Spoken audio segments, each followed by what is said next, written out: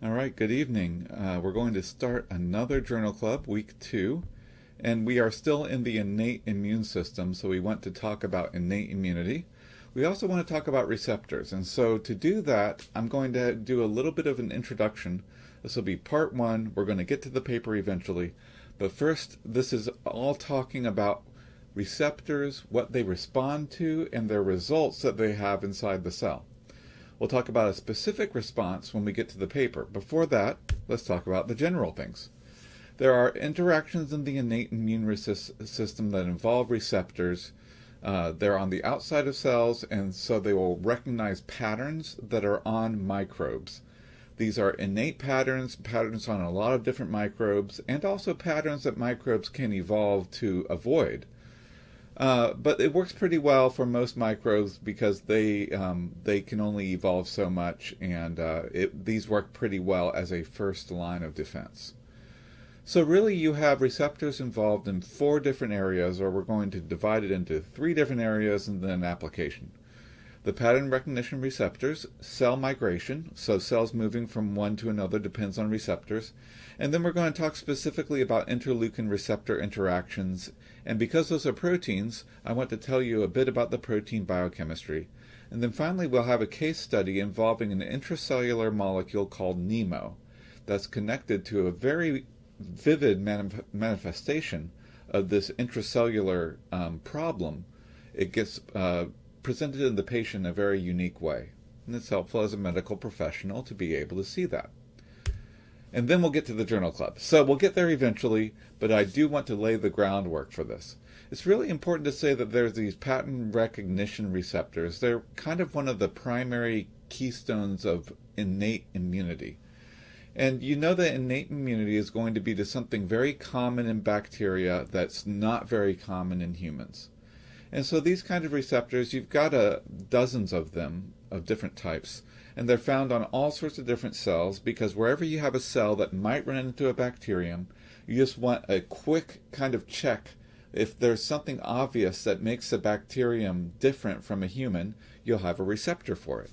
And you'll find these on the different kinds of granulocytes, the neutrophils and eosinophils, macrophages, and also the monocytes that the macrophages differentiate from, dendritic cells, and natural killer cells, and there are some innate lymphoid cells, ILCs, that you find these pattern recognition receptors on.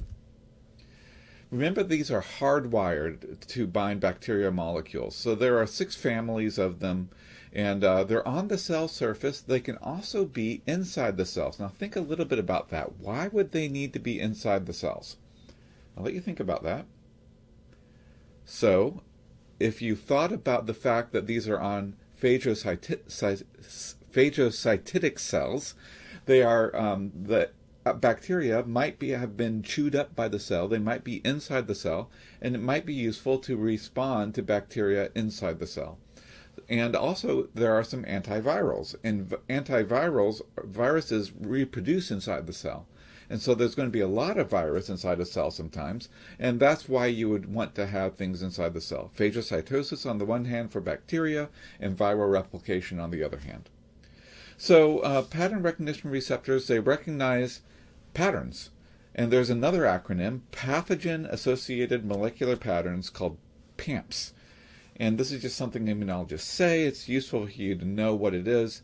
And these are all molecules that are going to be in a pathogen but not in the host. And so bacterial and fungal cell walls, you don't have a cell wall. So if you see a cell wall component, you're pretty sure that it's from something that's invading you. Bacterial lipids, so they have distinctive lipids in their membranes. Flagellin, you don't have flagella other than your sperm cells, and that's a very special case. So flagellin is actually a sign that it's a bacterium. Viral RNA and DNA, there are sometimes markers of viral RNA and DNA that are specific to viruses. It's how the virus recognizes its own RNA DNA, and so the cell can recognize it as well. It's an Achilles heel kind of situation. So here's an example of a PAMP that is found on gram-positive bacteria. If you know about microbiology, gram stain will stain some kinds of bacteria with a particular structure on their outside. This is a peptide and glycan bound together. This is what it is if you talk about it in a different class.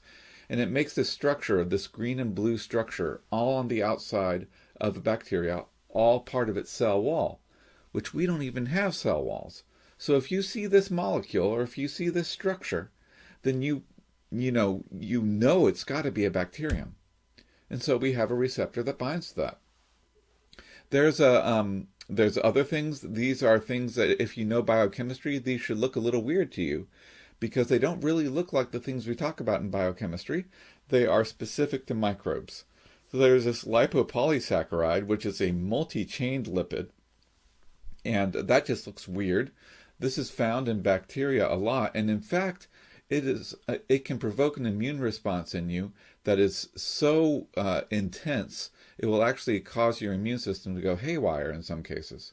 So when you're making a drug, you need to test to make sure there's not any of this lipopolysaccharide left over. It's so potent, it's called the endotoxin. And so one of the things about the endotoxin is there's been systems, even very ancient immune systems, respond to this kind of endotoxin, like the horseshoe crab.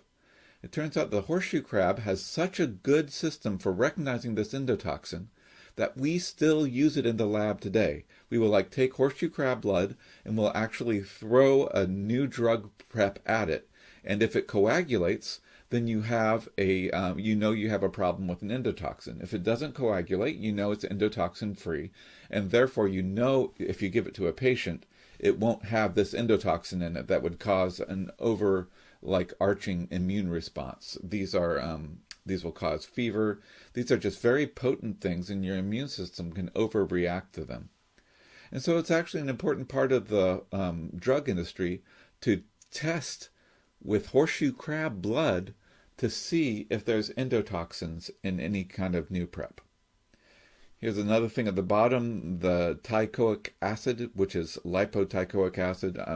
Those are pretty much the same thing, and you can recognize them as being very similar. If you also look at this molecule, if you know your biochemistry, this should look weird. If you have receptors to it, so it also looks weird to your immune system. What the receptors actually look like, the receptors are proteins that are embedded in the membrane. They have an extracellular part for if they're detecting stuff outside the cell. And when they have an extracellular part, they also have an intracellular part. The extracellular is shown in red. The intracellular is shown in yellow over here on the left side of this figure. And then you can see that's a cartoon. You can see the actual protein if you want to see the actual beta sheets and stuff like that. It's kind of a cool structure. This is what the receptor looks like, pattern recognition receptor. And the most common kind of this is toll-like receptors. In fact, that's so common that they're pretty much used interchangeably. TLR1 binds lipopeptide. In fact, it looks like over here, it binds TLR1 and TLR2 work together to bind lipopeptide. And I hope my head's not covering this up, but in the other corner, there's TLR3 that binds double-stranded RNA. If you detect a lot of double-stranded RNA, it's a viral sign, I believe, and if it's a viral genome usually. So if you detect this structure, the TLR3 will actually react to it. Here's a bunch of different TLRs, and it just shows you the different kinds. It says that there were 6 families.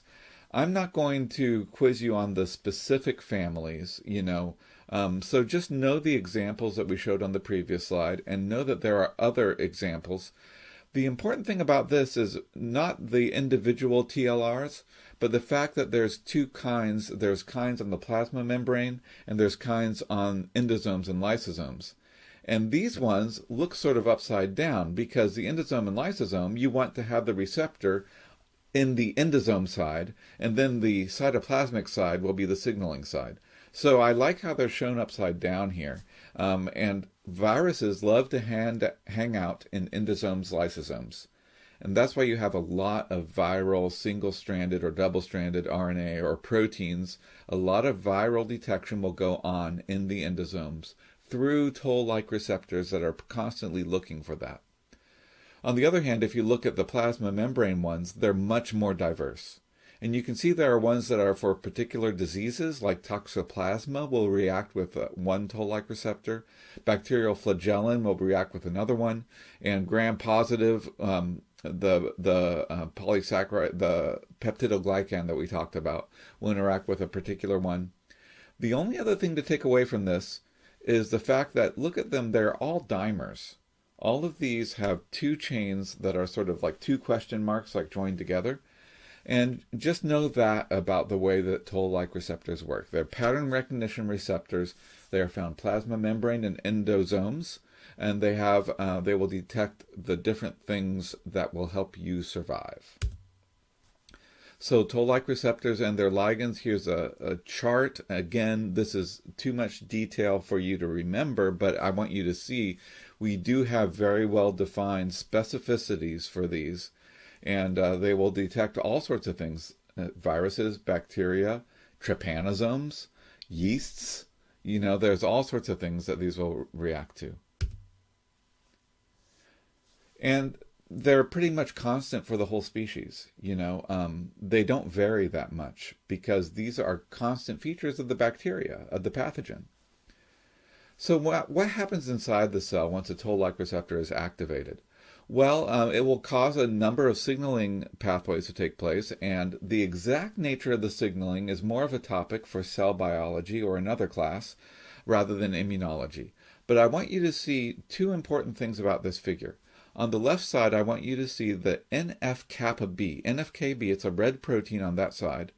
The NF-kappa B will actually start in the cytoplasm.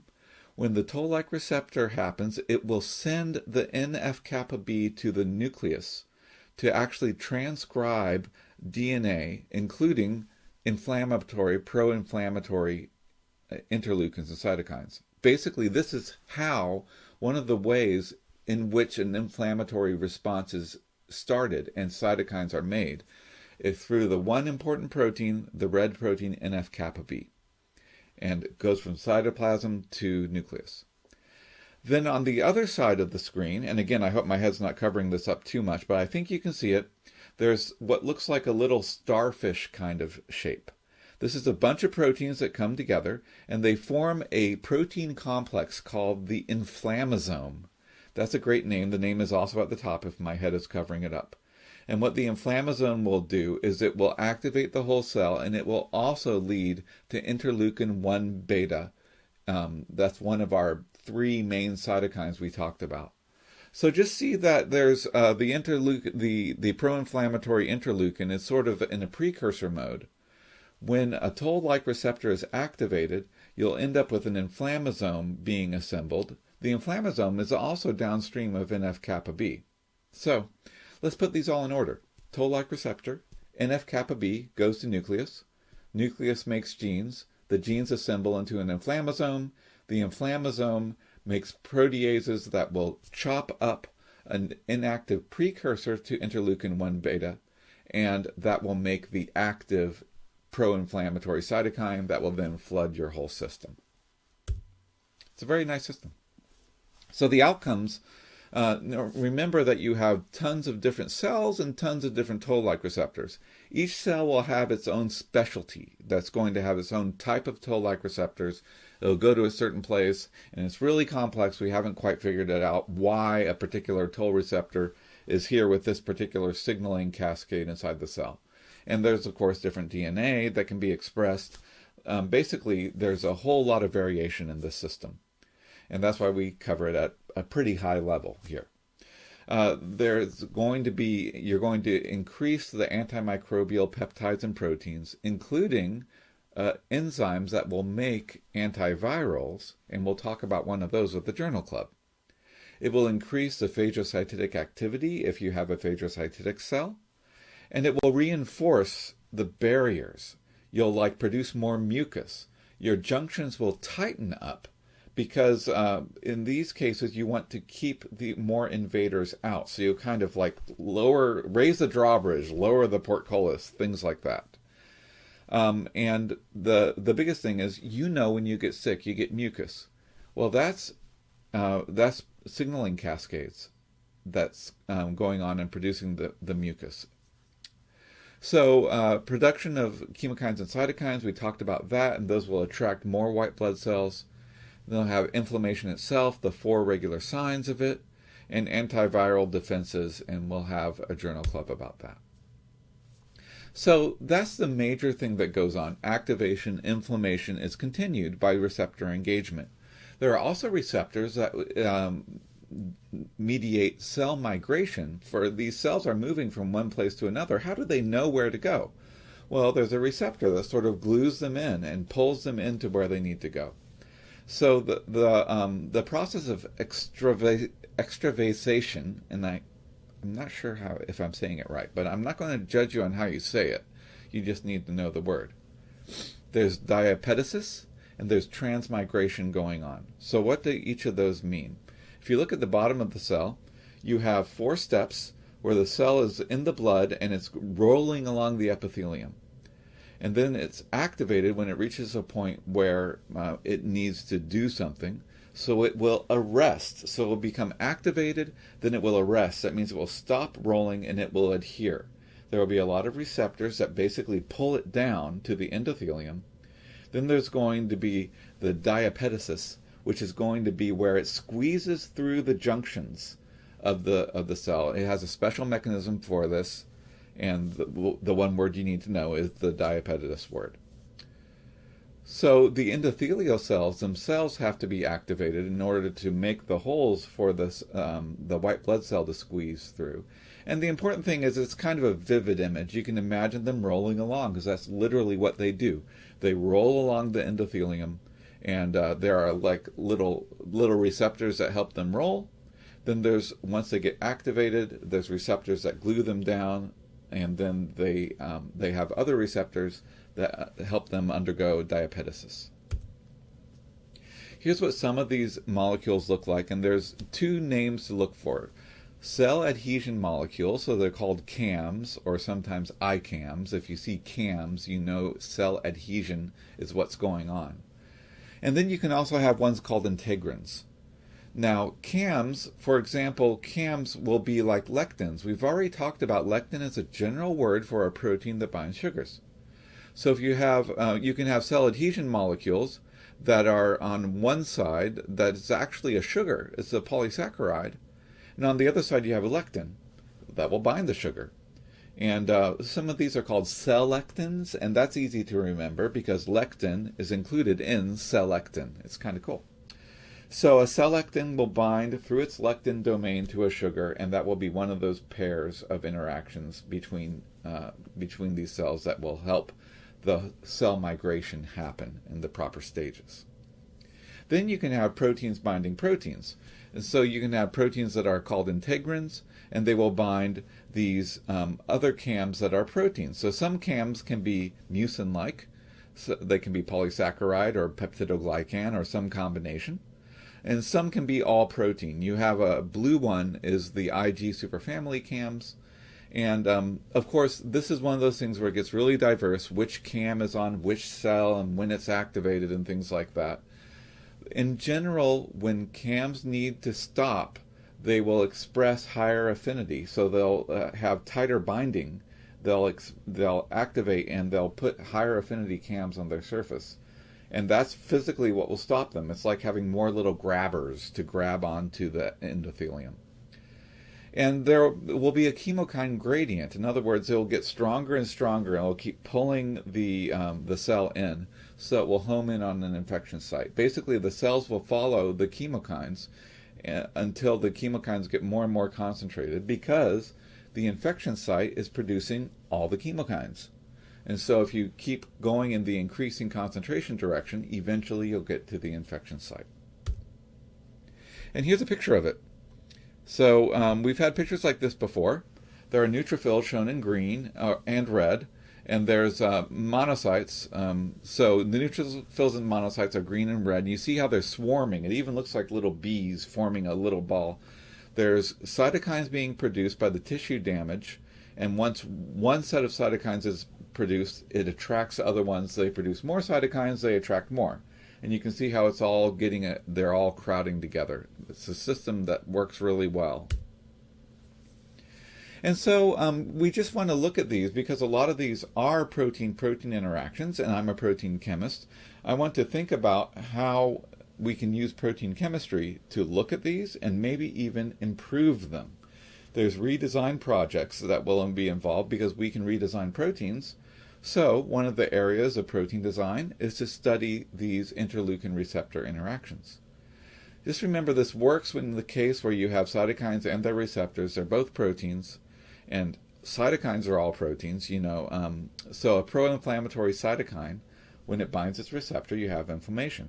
So maybe you want to block that, and that's protein design. Or maybe you actually want a pro-inflammatory signal to send. So that would be another kind of design.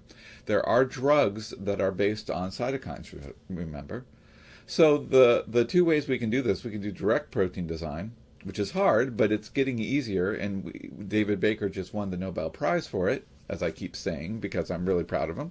Okay, but an antibody you can also make antibodies that will manipulate proteins and will block the interaction. That's one really good way to use immunology. We can make antibodies against specific molecules, so maybe we can make an antibody that will disrupt this protein-protein interaction that we don't want. So we're going to go through both of these examples. Here's an example, poison ivy, another example of inflammation that you know about. If you've ever run into poison ivy, you have the signs of inflammation resulting there. And so what actually happens, there's a particular interleukin called interleukin 33 that is especially released. It might be endothelial in some way, it might be epidermal. So you have the whole signaling pathway that is specifically associated with the poison ivy signal. And this is the paper that actually found that it's this specific interleukin binding this specific receptor ST2 that will mediate the itch response. Well, that's cool because once you find that, you can get a structure of it. And so here's a paper where they got a structure of interleukin 33 with the ST2 receptor. And you see how the pink interleukin fits right into the purple ST2 receptor, and there's lots of protein-protein interfaces right there. So one of the things you can think of is, well, what if you made an antibody that would bind IL-33? What if an antibody came in? Antibody is a protein, you can make one. What if it came in and it bound that surface right there? Well, then the IL-33 would be bound to the antibody and it couldn't bind the receptor. Now, nobody's going to go through the thing of adding an antibody to stop poison ivy unless maybe you have a runaway response and the patient is actually really hurting. Maybe an antibody would make sense then. But the whole point here is we're talking about proteins. When we're talking about proteins, we can make an antibody to the protein. We're talking about receptor-ligand interactions. We can make an antibody to the ligand that can make the receptor-ligand interaction go away. And this is the paper about David Baker actually redesigning cytokines. Cytokines are pretty small and simple when it comes to protein. So it's kind of a cool design target. This one is now 5 years old, so I guess that's getting pretty up there when it comes to protein design. And one of the things about cytokines is they are just 4 alpha helices. If you know your biochemistry, that's a pretty small protein. But they are connected. Sometimes they're connected in weird ways. Like we look at the connections between the 4 helices, shown in the 4 colors, and they look kind of snaky around. And we're like, why can't we do shorter connections and keep the same arrangement of the 4 helices and just rearrange the connectors, rearrange the loops? That's one of the things they did. So what they did with protein design is they shortened up the loops that would make it easier to make in a bioreactor, easier to make as a drug. And this is the paper about it. This is de novo design, means that they're just starting with computers. They're not starting with life. They're starting with chips, silicon chips. And they're designing a protein. They're redesigning a protein using their computers. It turns out that there are 2 interleukins that actually are very similar. And so this is why they're talking about 2 interleukins, the IL-2 and IL-15. So here's an example of IL-2 bound to its receptor. The IL-2 receptor, there's actually 3 parts to it, an alpha chain, a beta chain, and a gamma chain. And the primary colors in the middle, you see how there's 4 primary colors, red, yellow, green, blue. those nice bright colors, those are the cytokine. The sort of faded blue, yellow, and pink is the receptor coming around the cytokine. So what they did is they took this original cytokine structure, the red, yellow, green, blue, and they played around with the connections, they played around with the surfaces. They used their computer to say, oh, it would be better for the atoms would fit together better if you put these atoms here and those atoms there. And you tried to make it be a better fit to the receptor and also to have shorter loops. They also did it other ways. Actually, if you look closely at this paper, you'll see that they do protein design multiple ways. And it's actually a really cool paper. But the main thing is they start with the structure of the interleukin binding its receptor. Then they modify the interleukin and they try out millions of designs in their computer, and they pick maybe dozens of designs to actually make in the lab and test. Some of those dozens of designs will fit in, and you see at the very bottom here, this is an example of a protein that fits better into its receptor. Once they've, in the computer, they've mutated it and they've made changes to it. So they've redesigned it. Here's an example of the cytokine binding. This is actually a computer model, but it's a nice computer model. So it's not really proof, but it's a model. But you can see how the 4 helixes fit into the bigger receptor. And they, in their computer simulations, it fits right in and it stays there. And so it looks like a good design from that. Okay, so that's biochemistry. I want to end up with a clinical example because that's really important. I want to talk about an immunodeficiency that happens when you're missing one of these signaling molecules that's downstream from the receptor. So here's the case study. The 9-month-old boy comes in and has strep meningitis. And that's weird because he was vaccinated. So they do tests and they find out his antibody levels are low. Technically, this is called hypogammaglobulinemia. And there are 0 anti-strep antibodies. His immune system doesn't appear to be even able to try to make antibodies against the strep. So there are other things that that help us to put together why this child has an immunodeficiency. We need to target what part of the immune system is not working right. His hair never grew properly. His teeth were conical. Both of these are signs of the ectoderm being messed up, ectodermal dysplasia. And that goes along with a particular category of immune deficiency. And so that's where they tested for whether he had a deficiency in the NEMO protein. They tested his DNA, and the DNA showed a mutation in NEMO. It all fit together. So the ectodermal problem is affected by NEMO as well as the lack of antibodies. And then later, at 2 years old, he had a very hyperpigmented rash, and they cultured it. It contained Mycobacterium avium. Again, a weird bacterium. Most people are able to fight this off. So the question is, why doesn't his immune system fight off these bacteria normally? And it's because he has a NEMO deficiency. You can see an image of the conical teeth over there. So NEMO is an intracellular protein. Remember that you have NF-kappa B. NEMO is what sets NF-kappa B free. And so it's a little bit complicated. I'm not going to go into it completely, except to say, you see that little green, oval? That little green oval is NEMO. And so in this boy, he didn't have NEMO, so he could not have an active NEMO complex, and the NEMO complex is what activates the NF-kappa B. It phosphorylates it eventually, and if it's not phosphorylated, it doesn't go into the nucleus, and it doesn't make the DNA that it needs to. You don't have a pro-inflammatory response, and you also don't have enough antibodies. They really wanted to prove it. If you have a DNA mutation, you want to look at it other ways.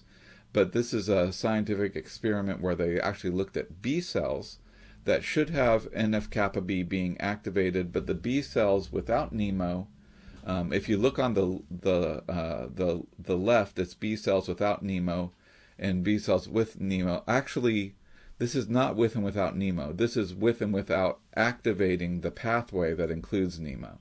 So this just shows that NEMO and NF-kappa B are connected. Basically, if you don't activate that pathway, you have a very low expression of NF-kappa B, but it's still there. You can see it in the minus lane. You can see it with the red arrow. There's still some NF-kappa B in the non-activated cells. When you activate the cell, NEMO gets activated and NF-kappa B gets activated. And so this puts it all together. And so the important thing about what kind of cytokines produce this, the pro-inflammatory cytokines, and these are the ones that we've seen before. Interleukin 1, TNF-alpha. And they bind to receptors, toll-like receptors on macrophages that results in NF-kappa B activity, and that results in more inflammation. If you don't have NEMO, the NF-kappa B doesn't get activated right. And so that shows you that it's important. Just pay attention to the red arrow here. And that is the experimental result. Now we are ready to talk about the Journal Club.